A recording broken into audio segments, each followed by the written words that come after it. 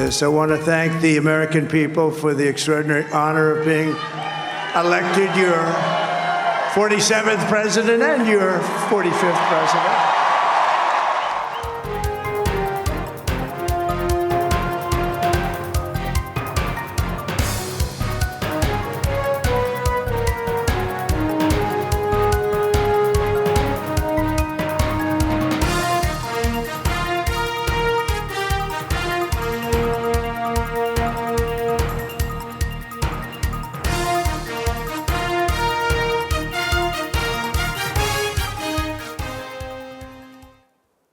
네, 트럼프 전 대통령이 압승을 거두면서 이제 트럼프 2기가 본격적으로 찾아오게 됐습니다.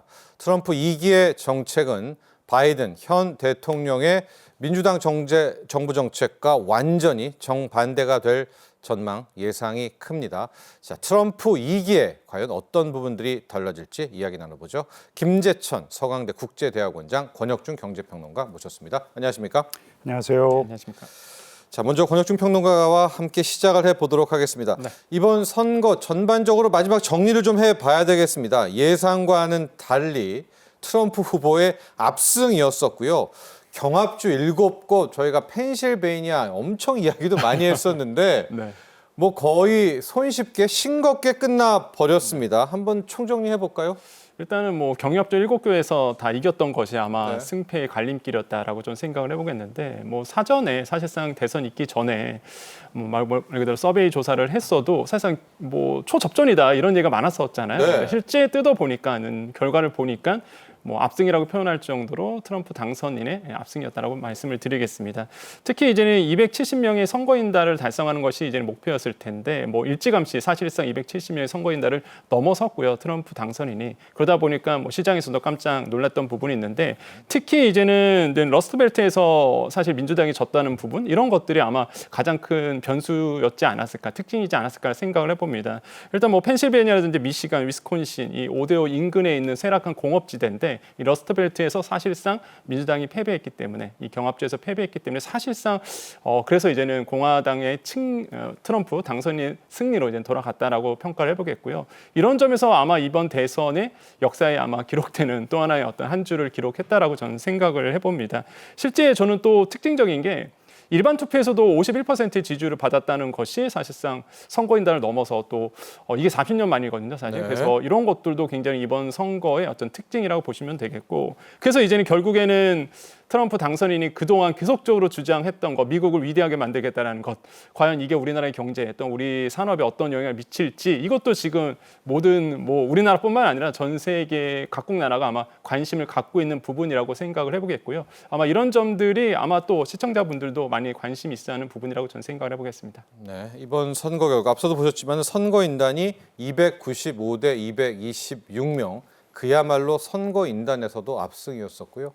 방금 권 평론가께서도 이야기해 주셨지만은 득표율, 그러니까 이게 전체 국민들의 지지도 역시도 놀라울 정도였습니다. 여론조사와는 완전히 다른 트럼프 후보, 트럼프 당선인의 승리가 됐는데요. 자, 김재천 교수님, 네. 압승입니다. 아, 이렇게는 그 어떤 언론 어디도 뭐 이런 베팅 사이트 외에는 없었었는데 왜 이랬을까요? 승리의 요인, 압승의 요인은 뭐라고 분석하고 계십니까? 여러 요인이 있었다고 생각하는데요. 두 가지만 말씀드리겠습니다. 네. 일단 해리스 후보가 차별화에 성공하지 못했어요. 지금 좀 주목해서 봐야 할 저희가 여론조사가 있었다고 생각하는데, 지금 미국 유권자들에게 물어봤습니다. 지금 현 상황에 대해서 만족스러워하느냐 했더니 불만족스럽다라고 대답한 유권자의 비율이 한 65%, 뭐 어떤 데는 한 70% 나오더라고요. 그렇다면은 지금 이 캐멀라 해리스 후보가 조 바이든 행정부로부터 얼마나 큰 변화를 만들어낼 것인지, 또 어떤 변화를 만들어낼 것인지, 그러니까 바이든과 차별화된 본인만의 비전과 정책을 개발해서 표심을 좀 파고들었어야 됐는데 그러지 못한 부분이 있고요. 두 번째는 조금 더 근본적인 이유인데, 이게 지금 미국의 정당 지지층에 있어서 큰 변화가 발생하고 있습니다. 영어로는 realignment라고 하는데요. 이게 그러니까 지지층의 재배치, 재배열이라는 것이죠. 사실 지금은 든든한 트럼프의 우군이 된 이 저소득층이나 노동자층, 특히 백인 노동자층이 예전에는 전통적인 민주당 지지층이었습니다. 근데 이제 이들이 2016년에 이탈을 해서 트럼프에게 대거 표를 몰아줬는데 지금 2024년 선거 결과를 보니까 네. 더 많은 노동자층들이 더 많은 저소득층들이 이 표를 트럼프에게 몰아준 것이죠. 그러니까 민주당 지지층이 떠나고 트럼프의 공화당에 붙었으니까 이제 커다란 표 스윙이 이제 발생한 것이고요. 그리고 조금 더 설명을 갖다가 이제 할 기회가 있을 거라고 생각하는데 이 블랙 그리고 이제 히스패닉 특히 젊은 흑인 특히 남성 그리고 히스패닉 같은 경우에는 히스패닉들의 마음이 대거 또 민주당에서 떠나가지고 예, 트럼프에게 이제 표를 던졌다라는 거 이제 그런 이유들이 있는 것 같습니다. 네. 방금 말씀해 주셨지만은 전통적인 민주당 지지층들이 이번에 뚜껑을 열고 보니까 민주당의 지지층이 아니었다라는 것이고요. 백인 노동자층도 이야기해 주셨지만 이뿐만이 아니라 히스패닉들 얘기도 많이 나오고 있고 전통적으로 뭐 흑인도 심지어 흑인 표까지도 해리스 후보를 지지하지 않았던 것으로 나왔습니다. 그러니까 해리스가 약한 이유도 있지만 트럼프 후보의 어떤 뭐 매력이라든가 뭘 봤을 것 아니겠습니까? 일단 트럼프 후보의 일단 히스패닉에 네, 좀 부터 국한해서 갈까요? 말씀을 드릴게요. 히스패닉 같은 경우에는 이민자들이잖아요. 그래서 네. 기존의 이민자들이기 때문에 새로운 이민자가 그렇게 썩 반가울 리가 없습니다. 특히 불법 이민자들이 자신들의 어떤 이미지도 추락하고 그다음에 자신들의 몫을 가져간다라는 생각이 있어요. 그래서 놀랍게도 히스패닉 아메리칸들은 반이민 정서가 좀 강한 편입니다. 네. 그리고 이들이 놀랍게도 히스패닉 남자들이 상당히 보수적이에요. 그래서 지금까지 민주당에서 추진해왔던 어떤 성소수자에 대한 배려, 성소수자에 대한 배려를 정책화하려는 어떤 그런 노력들, 그리고 뭐 페미니즘, 여성의 권익, 뭐 낙태권 이런 게 이제 여자들에게는 상당히 먹히는 이슈지만 히스패닉 남자들에게는 이게 크게 별로 먹히는 어떤 그런 이슈가 아닙니다. 히스패닉들은 대부분 대가족인 경우가 많아요. 그리고 뭐 세 번째 이유를 굳이 들자면은 이 히스패닉 남자들이 조금 마초 성향이 좀 있어요. 그러니까 사나이다움, 그러니까 이제 트럼프의 좀 어떤 마초 성향, 사나이다움에 좀 매료된 부분도 있다는 분석을 예, 그런 분석 기사를 읽은 적이 있습니다. 네. 이제 그 외에 뭐 백인 노동자층 뭐 다 이제 전통적인 민주당 지지층은 헐리우드밖에 없습니까? 뭐 이렇게 돼버리는 것 같더라고요. 그러니까요. 이제 이게 놀라운 게 이 저소득층 그 백인 노동자층, 그러니까 네. 백인 노동자층뿐만이 아닙니다. 그냥 노동자층. 그러니까 소위 말하는 러스트벨트에 국한되어 있던 러스트벨트라는 것은 이제 쇠락한 공업지대를 얘기하는 것이고요. 거기서 직장을 잃어버렸던 왜냐하면 직장이 다 중국으로 떠나서 직장을 잃어버리고 이제 뺏긴 거죠. 네. 예, 이제 그런 어떤 저소득층뿐만 아니라 그냥 전국적으로 그냥 전국에 있는 저소득층들이 트럼프의 우군이 된 것 같아요. 그러니까 우리가 이제 소위 샤이 트럼프라고 그러는데 저는 더 이상 샤이 트럼프는 없다고 생각합니다. 제가 작년에 미국을 한 8번 출장을 다녀왔는데 트럼프 지지자들은 이제 내놓고 정말 요란하게 지지를 합니다. 근데 히든 트럼프는 있어요. 네. 그게 이제 뭐 일부러 자기의 표심을 숨기는 게 아니라 이 저소득층들 그다음에 노동자층들은 여론조사에 잘 포착이 안 됩니다. 왜냐하면은 이들은 뭐 휴대폰을 잘 안 갖고 다니고 없는 경우도 있고요. 집에 잘 안 있기 때문에 전화도 잘 안 받아요. 아니 트럭 운전사가 전화 받고 그럴 시간이 어디 있겠어요. 그리고 여론조사에 신뢰하지를 않습니다. 그래서 여론조사의 응답률도 굉장히 떨어지고 근데 놀라운 것이 이런 걸 다 보정을 했다라는 것이에요. 2016년 선거에서 이 미국의 유력 여론조사 기관이 정말 쓴맛을 봤어요. 전부 다. 예, 힐러리 클린턴의 당선을 예측했는데 이제 그러고 나가지고 2020년에 이제 이런 히든 트럼프를 보정하겠다고 네. 했는데 이 주요 경합주에서 한 3-4% 정도 다 차이가 납니다. 그러니까 예상 득표율과 실제 득표율이 한 3-4% 정도 차이가 나가지고 그걸 또 보정을 했다는데 이번에도 3-4%가 차이가 난 것이에요. 그럼 뭐를 의미하는 것일까요? 그만큼 히든 트럼프의 층이 두터워졌다는 것이에요. 보정을 했는데도 이만큼 됐다는 것은 그만큼 더 늘어났다는 것을 의미하는 것이기도 하거든요. 이게 그러니까 전국적인 현상이라는 것을 이해하는 것이 굉장히 중요하고 다시 돌아가지 않는 어떤 그런 현상이라는 것을 이해하는 게 핵심이라고 생각합니다. 마지막에요. 이제 해리스 캠프 중에서 남편 몰래 투표하세요라든가 이제 낙태권, 성소수자, 페미니즘 이게 이제 굉장히 어필을 좀 하고 노력도 했고 여론조사에서는 이런 부분들이 먹히고 있다고 마지막까지 잡혔거든요. 근데 뚜껑을 열고 보니까 그렇게 될 거라는 여론조사가 거의 틀렸더라고요. 이걸 이제 앞으로 좀 글쎄요 여론조사가 갖는 어떤 맹점들을 그러니까 이게 실제 표와 약간 겉보기와는 완전히 다른 그런 느낌 아닙니까? 제가 여론조사 기관에서 일하는 사람이 아닌 게 너무 다행스럽습니다.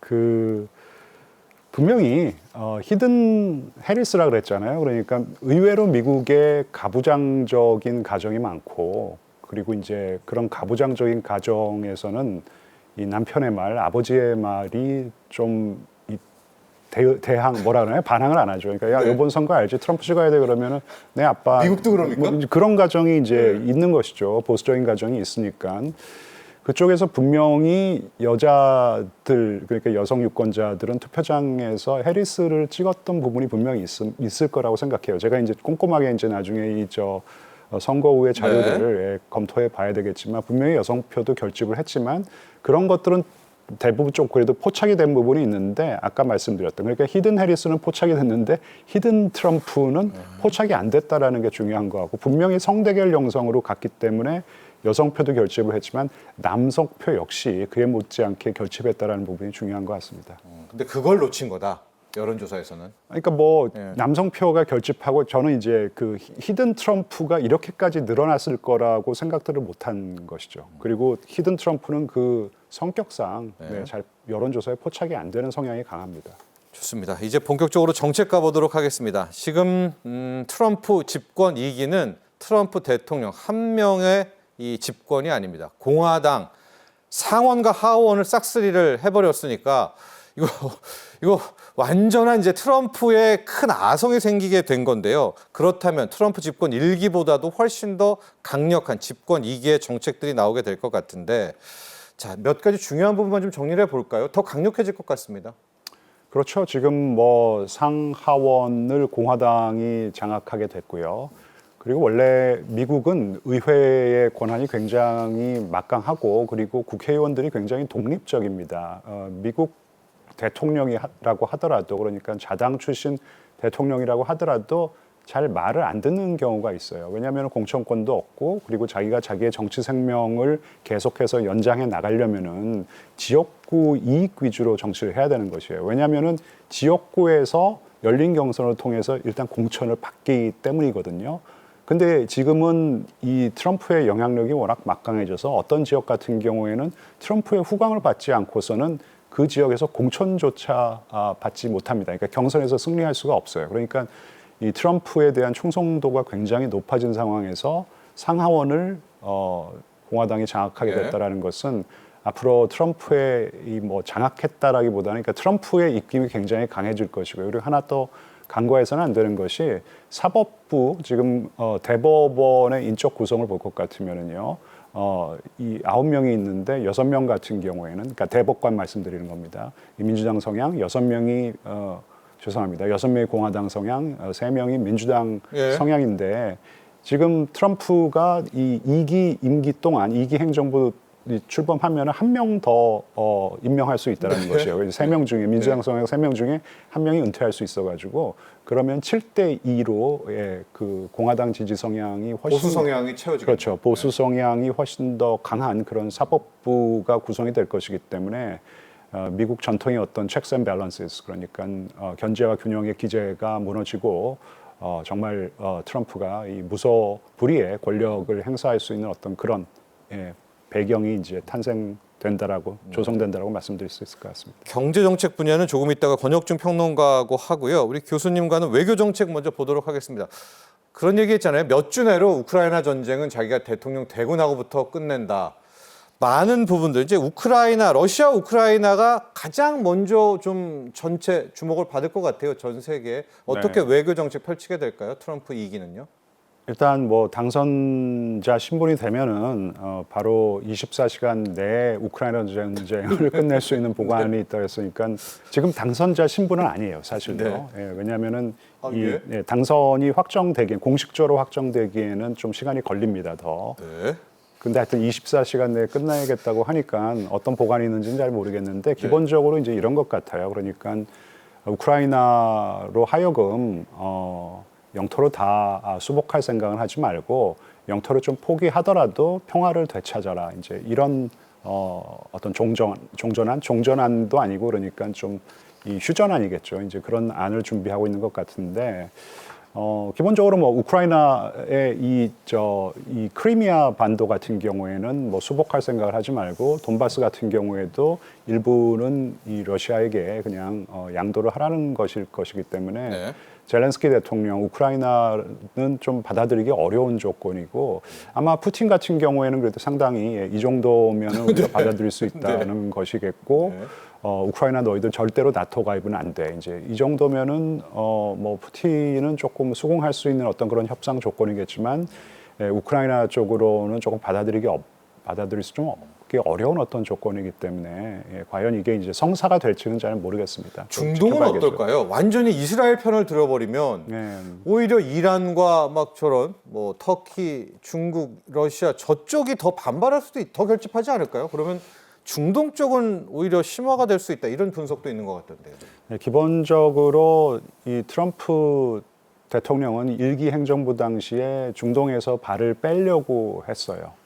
그래서 중동에 이제 미국이 관여를 해야 되는 상황은 좀 피하려고 할 텐데 단지 이제 말씀하신 대로 프로 이스라엘 그러니까 친 이스라엘 성향이 워낙 강한 맞아요. 이 정치인이기 때문에 네탄야후에게 그래 한번 너희들이 해보고 싶은 거 한번 해봐. 근데 좀 적당히 해. 그러니까 너무 확전되지 않게만 좀 해달라. 이제 이런 어떤 권한을 줄 것 같은데. 그래서 어쨌든 간에 좀 이게 확전되는 것을 조금 막고 싶어 하지만 이스라엘에게 조금 이 전쟁 권한을 대폭 좀 인정해주는 어떤 그런 생각을 가지고 있지 않을까 싶습니다. 자, 두 개의 전쟁이 있죠, 여러분. 러시아, 우크라이나, 또 이란, 이스라엘. 약간의 온도 차이는 이 트럼프 집권 2기 때 존재할 것 같습니다. 권혁준 평론가와는 집권 2기의 트럼프의 경제 정책 먼저 한번 체크를 해보죠. 지금 뭐 웬만한 우리 국민들도 관세 얼마나 관세 또 때리려고 그래 이런 정도로 지금 트럼프 이퀄 관세입니다. 네. 그렇습니다. 실제 이제는 후보 시절에 이미 관세 부분에 대해서 계속 공약한 부분이 있었죠. 일단 보편적 관세 10에서 20% 하겠다라는 내용도 있었고요. 특히 이제 중국 쪽으로 이제 60%의 관세를 하겠다라는 얘기를 했었습니다. 그러다 보니까 사실상 이제 관세 부분이 아마 트럼프 당선인의 가장 큰 화두였다라고 저는 생각을 해보겠는데 그러다 보니까 이제는 우리나라 산업에 미치는 영향이 굉장히 달라질 수밖에 없습니다. 맞습니다. 일단 무역 같은 경우에도 아까 말씀드렸다시피 10에서 20% 보편적 관세를 하면 우리나라도 이제 포함이 될 가능성이 굉장히 높다 보니까 사실 이런 부분에 대해서도 사실 우리가 고민할 수밖에 없는 부분이고 특히 이제 중국에 대한 60% 관세는 우리 수출에 또 영향을 줍니다. 왜 그러냐면 우리가 이제 중국 쪽으로 중간재 수출을 많이 하고 있는데 당연히 중국이 수출을 못하면 우리나라에 또 중간재를 수입할 이유가 없거든요. 그래서 일단 우리나라의 수출에도 영향을 줄 수밖에 없고 특히 이제 우리나라가 중국의 수출 비중이 미국과 중국 합쳐서 40% 정도가 되는데 사실 중국이 또 큰 차지를 하거든요. 그럼 당연히 그 수출 길이 또 꺾이다 보니까 우리나라에도 영향을 줄 수밖에 없어요. 중국 막히면 우리도 힘들어지는 거죠. 그다음에 산업적 측면에서 본다 그러면 일단 좀 이따 말씀드리겠지만 이제